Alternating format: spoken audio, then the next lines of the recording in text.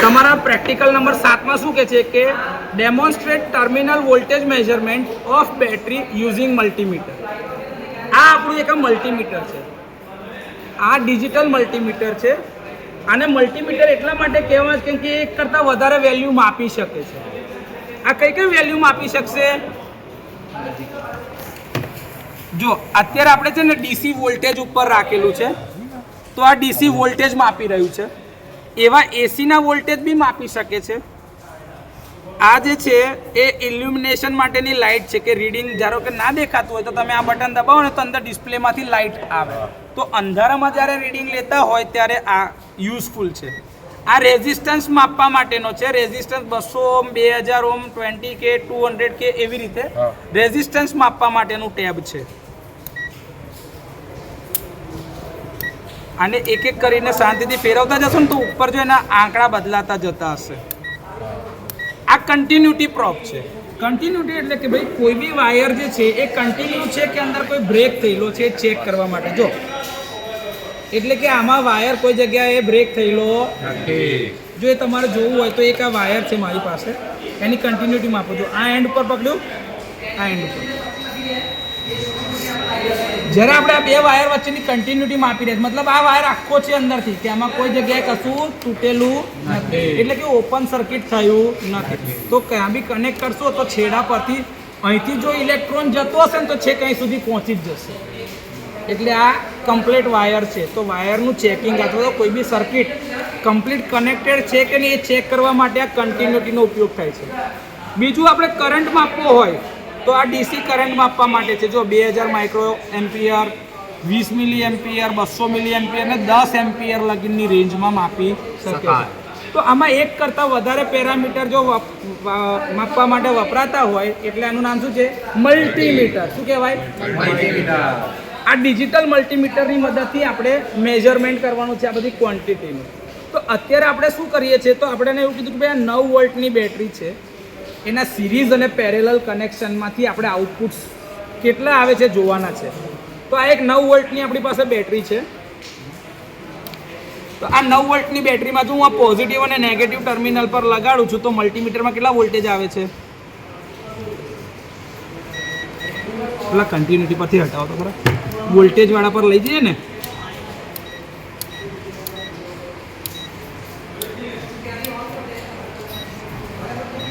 જો મેં 20 volt DC પર લઈ આવ્યો, હવે જો એને પોઝિટિવ અને નેગેટિવ પર કનેક્ટ કરો, દેખાય છે ભાઈ? આ લાઇટ ચાલુ કરી દે, અંદરની ડિસ્પ્લે દેખાય એવું કર, તો એ દેખાય છે તમને 9.74 વોલ્ટ દેખાય છે.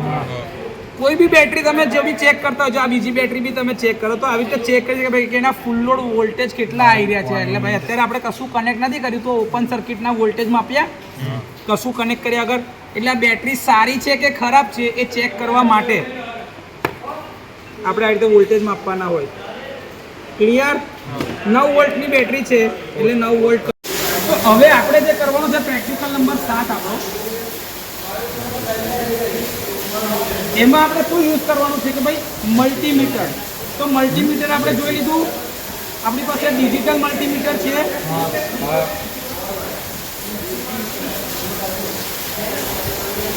ઓકે, આપણે કોના વોલ્ટેજ માપવાના છે? ટર્મિનલ વોલ્ટેજ કોના માપવાના છે? બેટરીના. તો આપણી પાસે બેટરી છે જે એ લોકોએ આપી છે એ પ્રમાણની જો આ રહી છે આપણી પાસે આ બેટરી. ઓકે, બેટરીને ટર્મિનલ વોલ્ટેજ માપવા છે. શું માપવું છે? Terminal voltage. એટલે કે મારે મારું મલ્ટીમીટર કયા મોડમાં સેટ કરવું પડશે? વોલ્ટેજ મોડમાં. તો મેં એને વોલ્ટેજ મોડમાં સેટ કરી દીધું છે. અહીંયા કરતી વોલ્ટેજ બેટરીમાંથી આઉટપુટ હંમેશા ડીસી વોલ્ટેજ આવે. કેટલા આવે? DC voltage. એટલે મેં એને ડીસી વાળી વોલ્ટેજની રેન્જમાં સેટ કર્યા છે અને આના વોલ્ટેજ 9 વોલ્ટ છે. કેટલા? 9 વોલ્ટ. એટલે મેં આગળ 20 વોલ્ટ વાળી રેન્જ સિલેક્ટ કરી છે. 20 વોલ્ટ વાળી રેન્જ સિલેક્ટ કરી છે. હવે એનાથી મોટા બી માપી શકાય છે, 200 વોલ્ટ, 2000 વોલ્ટ બધું જ માપાય. પણ હવે જરૂરત જ મારે 9 વોલ્ટ માપવાની છે તો હું મોટી રેન્જમાં માપવા દે તો તકલીફ પડશે. એટલે મેં નાની રેન્જ રાખી છે 20 વોલ્ટની. ઓકે, હવે મારે એના વોલ્ટેજ માપવા માટે મારે કયા કયા વસ્તુઓ જોશે? તો કે સૌથી પહેલાં કઈ વસ્તુ જોઈશે એપરેટસમાં? ભાઈ સૌથી પહેલાં તો પિક્ચરનો હીરો બેટરી. બેટરી જોઈશે. એટલે પહેલી વસ્તુ શું જોઈશે? બેટરી. બેટરી કેટલા વોલ્ટની છે? તો કે ભાઈ 9 વોલ્ટની છે અને 2 એમ્પિયર અવર. 2 એમ્પિયર અવર. 2 એમ્પિયર અવરનો મતલબ થાય કે ભાઈ 2 એમ્પિયરનો કરંટ 1 કલાક સુધી આપી શકે, અથવા તો 4 એમ્પિયરનો કરંટ અડધા કલાક સુધી આપી શકે. 1 એમ્પિયરનો કરંટ 2 કલાક સુધી બી આપી શકે. આ બંનેનો ગુણાકાર હંમેશા 2 એમ્પિયર અવર થવો જોઈએ. એનો મતલબ આ થાય. ક્લિયર? ઓકે. કેટલી બેટરી આપણે જોઈએ છે? એ લોકોએ 3 થી ડેમોન્સ્ટ્રેટ કરી છે. આપણે 2 પર બી કરી શકાશે. ત્રીજાને સિરીઝ કરવું હોય તો આવી રીતે ત્રીજાને સિરીઝમાં જોડી દઈશું. તો સિરીઝ અને પેરેલલ કરવા માટે એ લોકોએ 3 બેટરી વાપરી છે દરેક કોમ્બિનેશનમાં. તો એટલી જેટલી ક્વોન્ટિટી જોઈશે એટલી લેવા. બેટરીને આવી રીતે જો આપણી પાસે સોકેટ અવેલેબલ નથી એટલે મેં અરેન્જમેન્ટ શું કરી દીધી? વાયરથી શોર્ટ કરી દીધા. એ વાયર ના હોય તેની જગ્યાએ આપણી પાસે શું હોત? સોકેટ. બેટરીના કનેક્શન માટેના સોકેટ. એ બી કેટલા? તો કે ભાઈ જેટલી બેટરી એટલા સોકેટ. તો એટલા સોકેટ મેં લઈ લીધા. હવે મારે શું માપવાનું છે? વોલ્ટેજ. વોલ્ટેજ માપવા શું રહેશે? મલ્ટીમીટર. તો મલ્ટીમીટર અને બીજા આવા ફ્લેક્સિબલ વાયર છૂટા જેટલા જોઈતા હોય એટલા. એક ક્વોન્ટિટી લખી ના હોય, જેટલા વપરાય એટલા વાપરવાના. હવે મારી પાસે મોટા વાયર છે. એ મોટા વાયરને કાપવા માટે મેં શું વાપર્યું છે? Wire stripper. શું છે? આ વાયરથી વાયરને કટ બી કરી શકાય અને વાયર પરનું આ ઇન્સ્યુલેશન જે દેખાય છે આ ઇન્સ્યુલેશન કાઢી બી શકાય. એટલે આનું કામ 2 છે. વાયરને કટ બી કરી શકે અને વાયરને સ્ટ્રીપ બી કરી શકે, એટલે કે ઉપરનું ઇન્સ્યુલેશન કાઢી બી શકે. ઓકે. હવે મારે શું કરવું છે? મારે એને ટર્મિનલ વોલ્ટેજ માપવા છે. તો આ સાદી બેટરીનું ટર્મિનલ વોલ્ટેજ મારે માપવા હોય તો આ સાદી બેટરીના ટર્મિનલ વોલ્ટેજ મેં માપ્યા. આવે છે 9.80. પેલી ટોર્ચ ચાલુ કરી દે અંદરનું. હા જો, એટલે કે 9.8 વોલ્ટ આવી રહ્યા છે એક સિંગલ બેટરીના. ઓકે. મારે હવે શું કરવું છે કે સર બેટરી જે છે ને આપણે આપણા ઘરે લાઇટો જાય તો ખબર પેલી ટોર્ચ ચાલુ કરી છે તો એમાં એકની ઉપર બીજો સેલ, બીજાની ઉપર ત્રીજો સેલ નાખીએ છીએ. તમે જે કરી રહ્યા છો શું કરી રહ્યા છો? સિરીઝ કાં તો પેરેલલના કનેક્શન જ કરો છો. એના નીચે નેગેટિવ છેડો હોય એની ઉપર પોઝિટિવ, એની ઉપર બીજાનો નેગેટિવ, બીજો પોઝિટિવ, ત્રીજાનો નેગેટિવ, પોઝિટિવ. તે કયું કનેક્શન થયું? સિરીઝ. કયું? સિરીઝ કનેક્શન થયું. તો સિરીઝ કનેક્શનમાં શું થાય કે ભાઈ એકનો પોઝિટિવ બીજાના નેગેટિવ સાથે કનેક્ટ થાય. આ બીજાનો પોઝિટિવ આના નેગેટિવ સાથે કનેક્ટ થયો અને આનો નેગેટિવ બીજાના પોઝિટિવ સાથે કનેક્ટ થયો અને આનો નેગેટિવ છૂટો. તો અહીંયા આગળથી પોઝિટિવ અને અહીંથી નેગેટિવ આ બંનેની વચ્ચે શું માપવાનું? મલ્ટીમીટર લગાડવાનું. મલ્ટીમીટર. તો શું મળશે? ટોટલ આખા કોમ્બિનેશનના વોલ્ટેજ. ઓકે. આ વોલ્ટેજ કેટલા થાય? તો કે ભાઈ સિરીઝમાં છે ને એટલે વોલ્ટેજનો સરવાળો થશે V1 વત્તા V2 વત્તા V3. અહીંયા 3 કોમ્બિનેશન બતાવ્યા છે એટલે સિરીઝમાં કરંટ બધામાંથી એક સરખો જ જશે, એ અલગ જાય. તો અહીંયા ધારો કે એક બેટરીના વોલ્ટેજ 9 છે, બીજી બેટરીના બીજા 9, ત્રીજીના 9, તો ટોટલ કેટલા થઈ ગયા? 27 વોલ્ટ. કરંટ તો 1000 રેન્જ કરંટ કેટલો રહેવાનો છે એટલે એનો પાવર રેટિંગ આટલું જ રહેશે ભાઈ. એમ્પિયર અવર રેટિંગ જે હોય એ કેટલું છે? 2 એમ્પિયર અવર. એટલે કે 2 એમ્પિયરનો કરંટ 1 કલાક સુધી આપે, 4 એમ્પિયરનો કરંટ અડધો કલાક આપે, 1 એમ્પિયરનો કરંટ 2 કલાક સુધી બી આપી શકે છે. આ બેટરીની તાકાત આટલી જ છે. ક્લિયર? હવે એ જ વસ્તુને પ્રેક્ટિકલી જોઈએ. જો ધારો કે આપણે કે અહીંયા આગળ ધારો કે હું આ વોલ્ટેજ માપી રહ્યો છું. લાઈટ ચાલુ કરતો ભાઈ અહીંયા આગળ થોડુંક નજીક લાવ્યો. જો આ સિંગલ બેટરીના વોલ્ટેજ માપી દો છું. આયા 9.76. એવી રીતે બીજી બેટરીના બી માપું 9.14. બંનેનો સરવાળો વધારે થઈ ગયો. જો ઇન્ડિવિજ્યુઅલ લખો એક કાગળમાં આ વોલ્ટેજ કેટલા થાય છે? 9.76. તો 9.76 વત્તા બીજા 9.79 એટલે 9.79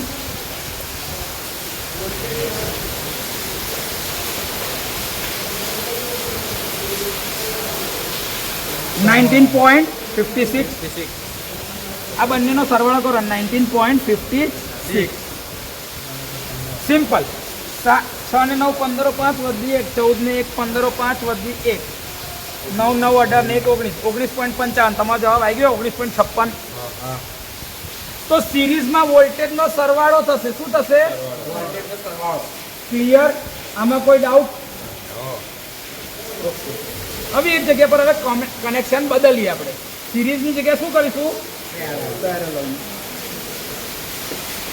હમણાં બંધ કરી દે ને વિડીયો બધા હવે પેરેલલમાં કનેક્ટ કરીએ છીએ તો એના બે છેડાની વચ્ચેના વોલ્ટેજ કેટલા આવે છે આ છે 9 વોલ્ટની આજુબાજુ એવું આ બીજી બેટરીના બીજો 9 વોલ્ટની આજુબાજુ છે હવે શું કર્યું કે મારે છે ને